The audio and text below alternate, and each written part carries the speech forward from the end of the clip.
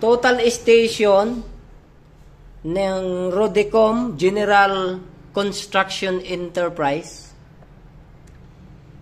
Ang problema nito ay 30 meters lang ang kayang sukatin. Yan, 30 meters. Yung 40 wala na, hindi na masukat. 30 lang. Ngayon, ang aayusin natin dito ay ang EDM board. Ayan. So, ito yung EDM board. Yan, dalawa to. Ito yung pinaka-control board. At itong sa ilalim, mas malaki. Malaki to, isang boto sa ilalim. Yung green na yan. Yan yung EDM analog board. Nandyan yung transmit, receive, yung command ng EDM para paandarin itong mga motor na to. Yan, umiikot tong mga motor na yan, pati ito. Ito ay gray winds motor. Ito, sector motor. Tapos may mga fiber optic. Yan, fiber optic. Yan yung kabilang side ng EDM. Ito naman yung kabila. So, gagawin natin to. Gagamitin natin ang ito. So, gagamit tayo ng digital oscilloscope. So, masusukat natin yung frequency, yung volts. May mga certain frequency yan, tsaka volts. So, ibabalik natin yung frequency na yan. Yung command, yung transmit, receive frequency, tsaka receive frequency sa board. Ipipix natin yun, i-adjust natin. So, yung adjustment doon, definitely hindi namin i-reveal. Okay? Wag niya, yun na, basta hindi natin pwedeng elaborate kung paano yun, saan kami nag-adjust. Basta, mag-a-adjust kami. Yan yung mga tools, gano'n. So, yan. Knowledge na lang ng technician yon. Hindi namin pwedeng i-reveal po yun, no? So, pinakita lang namin kung anong parte, kung saan kami mag-aayos. At ang duration ng repair ay almost 2 days. Yan, 2 days. May warranty to na 1 year warranty. Same illness. Ayan, 1 year warranty. So, para yung mga nagawa namin, nag 5 years na, hindi na nasira. Parang brand new. Okay, so yan.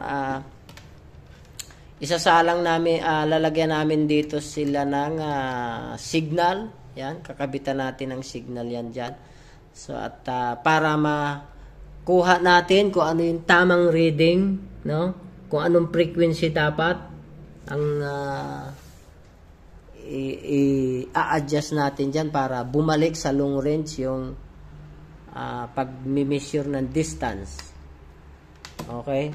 Makakapagsukat siya ng maximum 2 kilometers. O yan. So, yun lang. So far muna ang video namin, pinakita namin kung ano yung mga gagawin. Ito kalas to. Tatanggalin namin yan. Itong mga to, kalas yan. Kasi mag-a-adjust muna sa electronic, okay, digital electronic, then combination ng mechanical. So, mayroon pa kami mga i-adjust dito. Yan. Yung mga trunnion bolts na yan, mag-a-adjust kami dyan. Mga allen, may mga maliliit pa dyan. So, yun. Mechanism ng EDM. Combination ng digital and electronic adjustment. Then, yung final nito is sa calibration gagawin. Yung minimal na error na 6 cm, 3 cm, 5 cm, sa calibration na lang yun gagawin. So, yung major niya na distance na hindi nakakapagsukat ng malayo, only 30 meters, 40 meters, di na kaya, yun, dito yung gagawin. So, ang tawag dito, level 1, level 2, bench service repair procedure. Level 1, level 2, Trimble, bench service procedure. Yan yung mga instrument na gagamitin natin, yung digital oscilloscope. So, yan lang muna ang instrument, total station na Nikon DTM322 Plus ng Rodecom General Construction Enterprise. Din sa susunod na video, siguro final na yon, papakita na lang namin yung actual. Magsusukat kami ng actual doon na after ng ma-repair. So, yun, mag-measure, magbibideo ulit kami. Part 2 ng video. Actual yun. susukat tayo kung ano yung pinakamalayong masilip natin dito sa Goshen, dito sa Upper Gin Luna. Anong pinakamalayong masilip natin? Magsukat tayo kung ano yon. Ma-prove lang natin na back to normal na, back to factory seat na, nagawa. Kaya nang sumukat ng 2 kilometers. Parang brand new. So yun. Guaranteed namin yan, 1 year. Meron siyang warranty, same defect, pero sa tingin namin kahit 5 years hindi pa mangyari yon. So ayun lang muna ang ano namin, part 1 ng video na ito, at sa part 2 ng video yon makikita nyo rin ang update. So yun lang muna. Okay, yun nga pala, ano ba? Ang nag-repair nito ay Precision Survey Solution dito sa Upper General Luna Street, Goshen Land Tower, Baguio City, Unit LWUG4, Upper Ground. Yan. Sa Upper Ground,